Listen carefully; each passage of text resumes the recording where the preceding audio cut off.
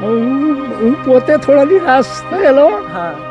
વિશાલની મમ્મીએ બંને મને સપોર્ટ કર્યો. સમજી ગયો. જય શ્રી રામ ખેડૂત મિત્ર, મારું નામ છે રિતિકા ચોરસિયા. તે આવો આજે તમને બહુ સરસ ખેતી બતાવવા જઈ રહ્યો છું. બીજી વાર મીઠી લીમડીની જ પાક.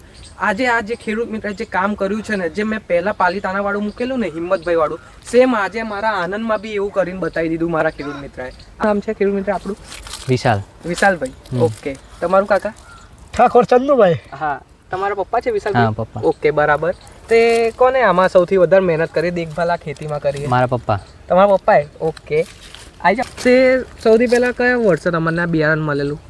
7મા મહિનામાં. 7મા મહિનામાં બિયારણ મળેલું. અને તમે દેખભાલમાં કેટલી શું જોયું? આ મતલબ આ લીમડીમાં તમારે કેટલું વજન નીકળશે અંદાજે? વજન લગભગ 140 થી 50 કિલો જેવું નીકળવાની ગણતરી છે. ફર્સ્ટ કટિંગ છે. હા, ફર્સ્ટ કટિંગ. અને હું પહેલી તો એક જ વાત કહીશ, તમારી આ જે ખેતી રહી ને, બહુ જ સરસ તમે દેખભાલ કરી છે. નેદવા મનથી લઈને A to Z. વિશાલભાઈ કાયદેસર.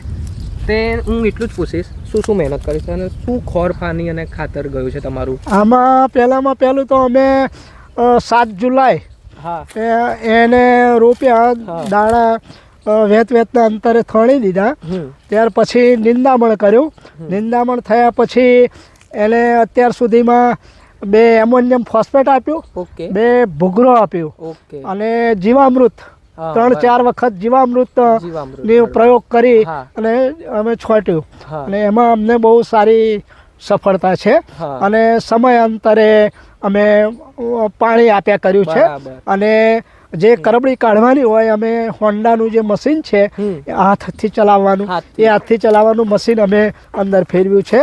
2 ચાસ વચ્ચે અમે 24 ઇંચનો ગાળો રાખેલો છે. અને 2 છોડ વચ્ચે લગભગ 4 થી 5 ઇંચનો ગાળો રાખેલો છે. અને એ પ્રમાણે અમે આ ફર્સ્ટ ટાઈમ હજુ અમારો પહેલો એક્સપિરિયન્સ 1 વીઘા ટ્રાય કર્યો. તે વિશાલભાઈ, તમને એક વાત પૂછીશ, તમારે બીજી ખેતી તો હશે જ, બીજું પાક તો કંઈક કરતા છો? શું કરો છો અત્યારે હાલમાં? અમારે અત્યારે વીઘું ગુલાબની વાડી છે. કાશ્મીરી ગુલાબ. તે અગર હું ગુલાબ વર્સિસ અને મીઠી લીમડી ટ્રાય કરી, આપણે ના ગુલાબ અને મીઠી લીમડી, તે સૌથી દેખભાલ શેમાં કરવાનું રહ્યું? અત્યારે તો આ પહેલી કટિંગ છે, 7 મહિના તો દેખભાલ તો કરવાનું જ થશે જ. પછી 7 મહિના હવે અત્યારે જે બીજું કટિંગ આવશે ને, હવે તમને કઈ દેખભાલ નહીં કરવાનું. હવે તમારી લીમડી તમે સક્સેસ થઈ ગયા. આમાં તમે કઈક ટેન્શન લાગે? મતલબ કઈક ટેન્શન છે કઈક માલમાં? ટેન્શન એટલે ફર્સ્ટ ટાઈમ અમે રોપ્યા એટલે જે ગેપ ફિલિંગ કરવું જોઈએ એની ગેપ ફિલિંગ થઈ શક્યું નહીં. એટલે અમારે વીઘામાં ગેપ ફિલિંગ કરવા માટે આ વર્ષે અમે ટ્રાય કરવાના છે. અને બીજું બિયારણ અમે નોંધાવાના છે.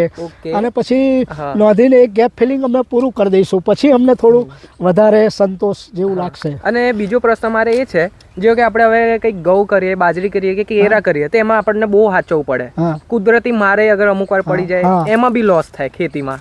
ના, એના કરતા તો બહુ સારું છે. એના કરતા ઘણું સારું. શું કહેવા માંગશો? ખાલી એમાં અમારે કાળજી તો રાખવી પડે, પણ એ ભૂંડા છે કે પશુ પક્ષીનો કે બીજા કોઈનો એવો ખાઈ જવાનો કે બગાડ કરવાનો કોઈ ત્રાસ રહેતો નથી આમાં. આજુબાજુ વાળા જોવે ખેતી. 7 મહિના સાચું કેજો, 7 મહિના સુધી શું કહેતા હતા? 7 મહિના સુધી કશું કહેતા હતા ને? કે તમે આ વાયુ છે પણ કઈ બરકત તો એટલી બધી દેખાતી નથી. એટલે મેં તો હમણાં નહીં થાય તો પહેલું કટિંગ થશે, ત્યાર પછી રંગ આવશે. તમે હોસલો રાખ્યા ને અંદર કઈક. હવે આપણે કરીને જ રહીશું. હિંમત નહીં હારી એમણે. હિંમત તમે નહીં હારી. વાળા એમને કેટલું ઘણું બધું કહેતા હતા કે આ તમે શું. અમે એમનું કોઈનું માન્યું નહીં. હું પોતે થોડો નિરાશ થયેલો. પણ છોકરાનો અમારા વિશાલની મમ્મીએ બંને મને વધારે પેલું એ આપ્યું, સપોર્ટ કર્યો. સમજી ગયો કે આ બધું હજુ ઉગે જ જાય છે છોડવા, એટલે આપણે કાઢવા નથી. ખર્ચ કર્યો છે આટલો બધો, તો એને ઉજાગર કરી જોડીએ. એક ફર્સ્ટ ટાઈમ જશે ફેલ તો ભલે જાય. અને એમ કરીને અમે આ એક બહુ મોટું સાહસ કર્યું. અને આ સાહસને હવે અમે ઉજાગર કરીશું. મને બહુ સારું લાગ્યું કાકા, તમે આટલી બધી મહેનત કરી. કોંગ્રેચ્યુલેશન્સ, તમે પાસ થઈ ગયા છો હવે આ ખેતીમાં. Thank you. હવે તમારને સહેજે ધ્યાન આલવાની જરૂર નથી, હું કહું છું. હા ખાલી ખોર ખાતર પાણી. બસ બસ હવે તમારને કંઈક 15 દાડા કે મહિનો બી ફરવા જવું હોય ને હા. તો તમે જઈ શકો છો. બરોબર ના છે. કે કુદરતી મારે નહીં પડે, તમારને ખાલી ઘરે હુઈ રહેવું પડશે. હે વિશાલભાઈ, સાચી વાત કે ખોટી સાચી વાત? વાત, સાચી વાત. અને અત્યારે આ કિલોનો ભાવ મને ખાલી કહી દો, મારા ખેડૂત મિત્રને શું કિલોનો ભાવ મેં આલ્યો 40 તમને? રૂપિયા. અમારે 40 રૂપિયા ભાવે લે. 40 રૂપિયા કિલો આલ્યો ને જાય મેં. છે એવડે 40 રૂપિયા અમને કહ્યો છે હા અને એ પ્રમાણે ભાવ આપવાના છે અમને, હા એટલે અમને સંતોષ છે. હા. હવે તમારી જે સંતોષ બીજી છે. કટિંગ આવશે ને જ્યારે ખેડૂત મિત્ર, રોપાવતા હતા ત્યારે શું ભાવ કીધેલો? રોપાવતા ટાઈમે મેં 10 શું ભાવ રૂપિયા કીધો? કિલોથી રોપાતી વખતે રોપવાની 10 થી વાત 20 કરેલી. રૂપિયાની વાત કરેલી, 10 રૂપિયાથી 20 અત્યારે અમને રૂપિયા. 40 રૂપિયા ભાવ મળ્યો છે, હા. એટલે અમને થોડો ખુશી જ છે. હવે રોપાવતા ટાઈમે મારું એક વાત કહું, 10 રૂપિયા કિલો હું કેમ કહું છું? હવે 10 રૂપિયા કિલો એટલે કહું છું તાકી અગર કાલ ઉઠીને ખેડૂત મિત્રને કંઈક માર્કેટનો ભાવ જે 40 ચાલતો હોય કે 35 ચાલતો હોય ને એ આલું ને, એમાં જ મારી ખુશી છે. મારે આ રોપાઈને નહીં કરવું છે 10 રૂપિયાથી. બતાવીને આજે તમને ઉપર બતાવીએ, પણ નીચેનું તર્યું 10 રૂપિયાથી સ્ટાર્ટિંગ. સ્ટરીઓથી નીચેથી 10 રૂપિયાથી સ્ટાર્ટિંગ મારે. તો ચલો, થેન્ક યુ પછી મારા interview Alya Vishalbhai. Thank you કાકા, તમે સક્સેસ થઈ ગયા છો. ઓકે ખેડૂત મિત્ર, આવી હાર ક્યારે ના માનશો. ઓકે ખેડૂત મિત્ર, જે બી મીઠી લીમડીની આ વર્ષે પાક કરવા જઈ રહ્યા છો તો પ્લીઝ. ચલો ખેડૂત મિત્ર, તમે તો જોયું, ઇમોશનલ થઈ ગયા હતા આપણા આ જે ખેડૂત મિત્ર રહ્યા નાપાના.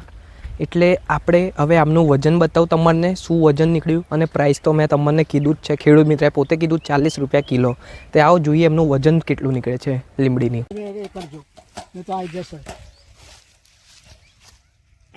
કેટલું છે? 50 કિલો. જોઈ શકો છો ખેડૂત મિત્ર, 125 કિલો થઈ ગયું ટોટલ. હવે આને મલ્ટીપ્લાય કરીશું 40 રૂપિયા કિલો. જોઈ શકો છો આમની પહેલી જ કટિંગ 5000ની થઈ છે, પહેલી જ કટિંગ હજુ. ઓકે ખેડૂત મિત્ર, બરાબર વિશાલભાઈ, તમારી પહેલી જ કટિંગનું 5000 થઈ ગયા પૂરા. 5000 બોર. જે બી ખેડૂત મિત્રને અગર મીઠી લીમડીનું પાકનું અગર જોતું હોય બિયારણ ને એડ્રેસ, તો હું નીચે કોન્ટેક્ટ નંબર આલ દઉં છું. અને જે બી નવા છે તો પ્લીઝ લાઇક કરજો, સબસ્ક્રાઈબ કરજો, અને ઘણા ખેડૂત મિત્ર જોડે આ વિડીયો શેર કરજો. મળીશું નેક્સ્ટ વિડીયો પર. જય શ્રી રામ.